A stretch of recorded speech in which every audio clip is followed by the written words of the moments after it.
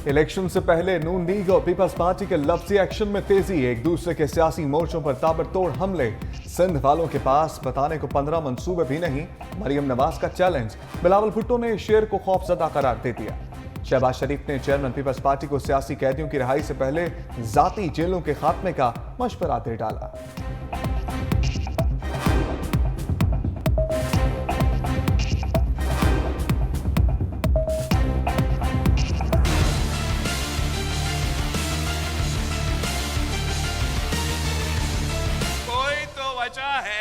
कि शेर जो है वो शिकार के लिए नहीं निकल रहा, वो कहता है कि कोई और मेरा शिकार भी करे, कोई और मेरे मुखालिफ का बंदोबस्त करे, सब तैयार हो तो फिर बादशाह बाहर आ जाएगा। वो आपको बता ही नहीं सकते हैं कि अगर उनको खुदा ना खास्ता चौथी बार किसी न किसी तरीके से उनको मौका मिले, वो आवाम को बता ही नहीं रहे हैं कि वो करेंगे। बिलावल ने नवाज शरीफ की लंदन वापसी का एडवांस टिकट बुक करा दिया। जलसे से खिताब में कहा, 8 फरवरी को हम इलेक्शन जीतेंगे, 9 फरवरी को साबिक वज़ीर आज़म को वापस एवन फील्ड भेज देंगे। ये समझते हैं राजा रियाज को अपोजिशन लीडर बनवा दिया, बानी पीटीआई जेल में है तो अब ये आराम से इलेक्शन जीत जाएंगे। ये वो शेर है जो आवाम का खून चूसता है, कोई तो वजह है तीर शेर के शिकार के लिए निकल रहा है। नून लीग का रास्ता रोकना है तो तीर पर मोहर लगाएं।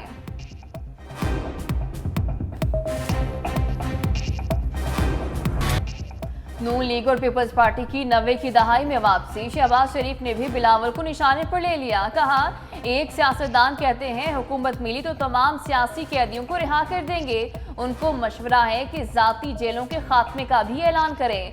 नवाज शरीफ के दौर में कोई सियासी कैदी नहीं था। मजीद कहा, नवाज शरीफ की कामयाबी के साथ ही उनके खिलाफ साजिशें शुरू हो गईं। 2014 में पहली बार नवाज शरीफ और पाकिस्तान के खिलाफ लॉन्ग मार्च कराया गया। इस्लामाबाद में धरने हुए, पार्लियामेंट को आग लगाने की बातें हुई। 2017 में नवाज शरीफ की हुकूमत का तख्ता उलट दिया गया। इलेक्शन जीतकर तरक्की का सफर दोबारा शुरू करेंगे।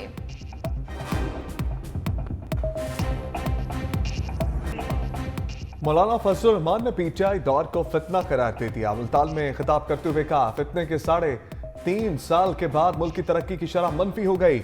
एक मंसूबे के तहत पाकिस्तान की मईशत को गिराया गया। अमन और अमान की नाकस सूरत हाल से मईशत कमजोर हुई। अगर अमन नहीं होगा तो मईशत मुस्तहकम नहीं होगी। मजीद कहा, अफगानिस्तान के मामले पर इंसानी हकूक की दहाई देने वाले गजा की सूरत हाल पर क्यों चुप हैं? ऐसा निज़ाम होना चाहिए कि इंसानी हकूक की खिलाफ वर्जी पर कार्रवाई हो।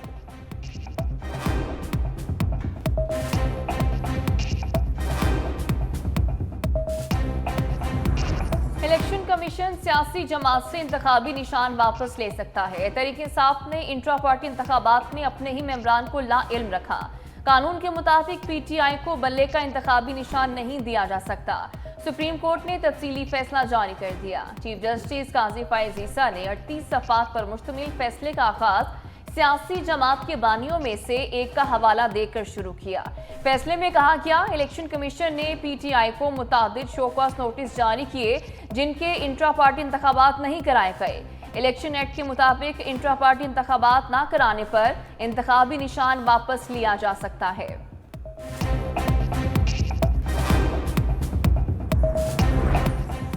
बानी पीटीआई शफाफ इंतखाबात के लिए मुज़ाकरात पर तैयार। 8 फरवरी को क्लीन स्वीप का दावा। मुस्तकबिल में पीपल्स पार्टी के साथ मिलकर हुकूमत बनाने की तरदीद कर दी। मीडिया से गैर रस्मी गुफ्तगू में कहा, इस वक्त जो हालात हैं कोई भी पीटीआई को रोक और हरा नहीं सकता।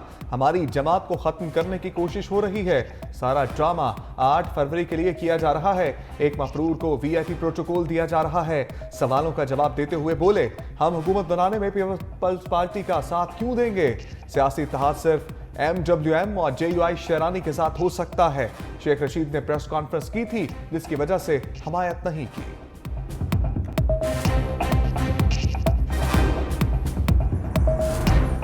इक़्तिदार के खेल ने माजी के दोस्तों को दुश्मन बना दिया। वज़ारत आला और विफाकी वज़ारत के मसले लूटने वाले परवेज खटक ने मुश्किल दौर में पार्टी छोड़ दी।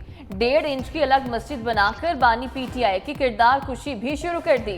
विकेट के दोनों तरफ खेलने वाले परवेज खटक का अपने खिलाफ नैब की कार्रवाई रुकवाने के लिए जनरल बाजवा से मदद लेने का भी इंकशाफ। बुलेटिन में शामिल है खुसूसी रिपोर्ट।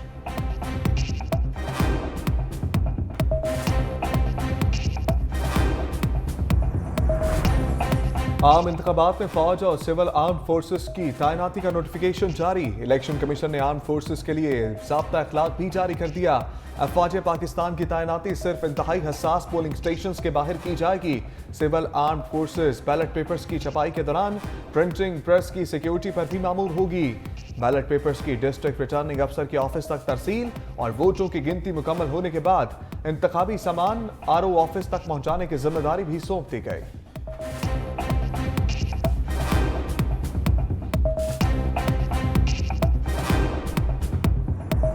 इलेक्शन मुल्क को इंतशार के अलावा कुछ नहीं देगा। इलेक्शन कमीशन मौजूदा इंतखाबात को मुतनासा ना बनाए उतना अच्छा होगा।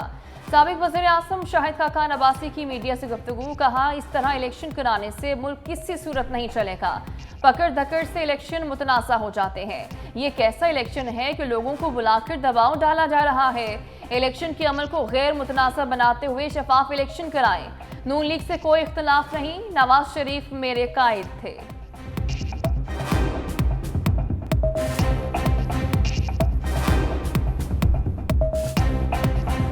बल्ला छिन जाने के बाद पीटीआई के लिए इलेक्शन लड़ना बड़ा चैलेंज। पीटीआई उम्मीदवार मुख्तलिफ निशानात पर इंतखाबी मैदान में उतरने पर मजबूर। पीटीआई वोटर्स भी उलझन का शिकार। गैर यकीनी सूरत हाल के बायस पीटीआई वोटर्स के मायूस होकर वोट ना डालने का खदशा बढ़ गया। आज़ाद उम्मीदवारों की बड़ी तादाद जीतने की सूरत में जहांगीर तरीन और आसिफ जरदारी अहम होंगे। मुबस्सरीन ने हॉर्स ट्रेडिंग का बाजार फिर गर्म होने का खदशा जाहिर कर दिया।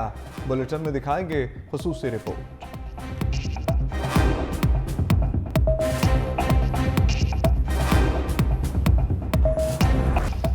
साइफर सिर्फ 50 अफराद से शेयर किया जा सकता है। माजी में साइफर टेलीग्राम की डी क्लासिफिकेशन की कोई मिसाल नहीं। साबिक सेक्रेटरी खारजा सुहेल महमूद के रिकॉर्ड कराए गए बयान की तहरीरी कॉपी सामने आ गई।